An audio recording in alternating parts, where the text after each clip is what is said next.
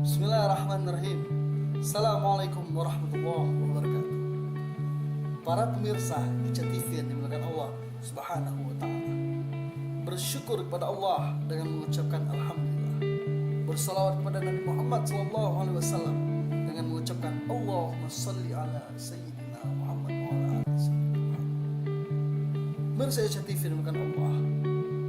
Sebagai manusia, kita memiliki kelemahan dan kekurangan dalam menakar waktu.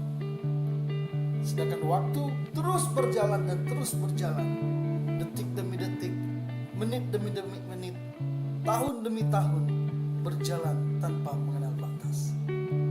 Dan ini telah diingatkan oleh Allah Subhanahu wa taala. Sebagaimana firman-Nya, wal 'asr innal insana lafi khusr. Demi masa bahwa sesungguhnya manusia dalam kerugian, kecuali alladzina amanu wa amilus sholihat, kecuali orang yang beriman dan menjalankan amalan-amalan soleh. Maka sekarang mari kita renungkan dan berpikir sejenak, apakah kita telah termasuk dalam orang yang merugi, atau kita telah melaksanakan apa yang telah Allah perintahkan. Contohnya, pada saat ini waktu terus berjalan. Apakah kita sedang tidur-tiduran?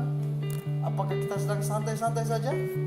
Ataukah lebih baik kita mengisi waktu-waktu kita untuk beribadah dan mendekatkan diri kepada Allah? Oleh karena itu, mari kita manfaatkan waktu.